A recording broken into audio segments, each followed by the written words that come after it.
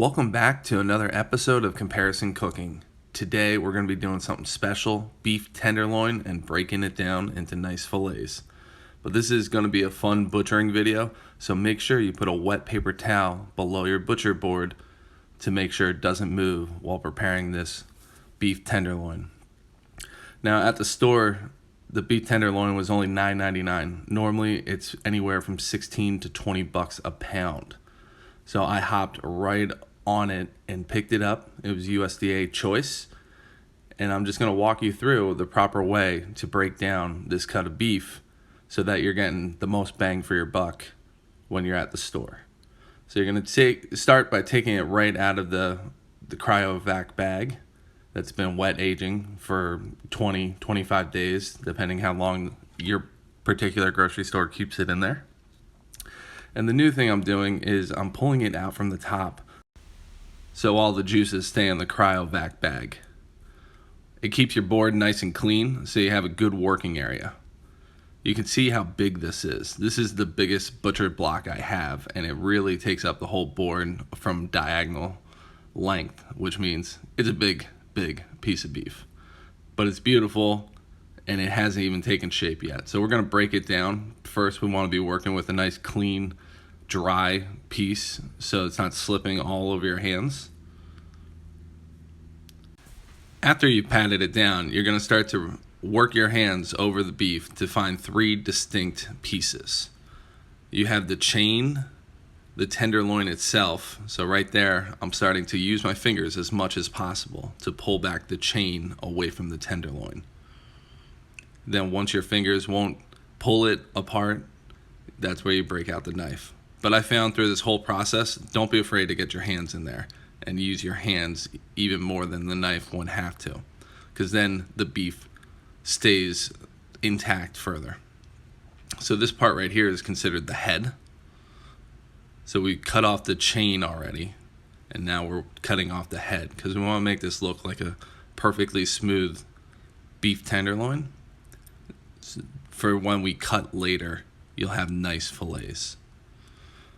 So right there, just continue to pull off any membrane, any fat, and we just really want to start working this and shaping this. So you're going to see this is silver skin underneath these membranes.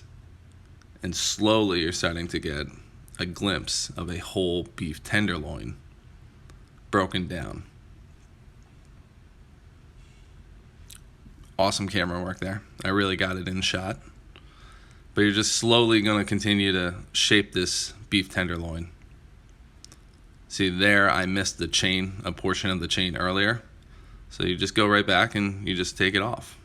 So now it's starting to smooth out into a really nice piece. More awesome camera work. You're welcome. Thank you.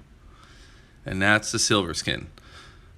Now, getting the silver skin off is very important because if your guests bite into that, you yourself bite into that, it's just not going to be edible in any capacity. So you have to get rid of it.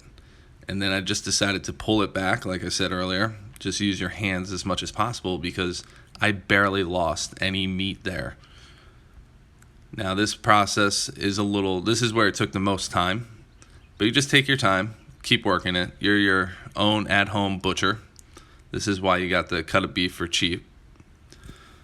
So now you see this here is what connects to the ribs. So some people, when they're cooking up the whole beef tenderloin, they'll leave that right on there. For doing roast and fillets, I decided to take them off just for more of a aesthetics.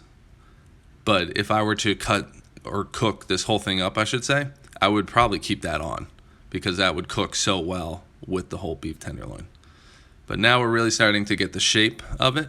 And as you can see, this took me roughly about 20 minutes to really get all of that off there. And it was a lot of fun doing it. So now we're going to break it down into fillets and for 2 roasts. So you just take your time, try to make one single cut.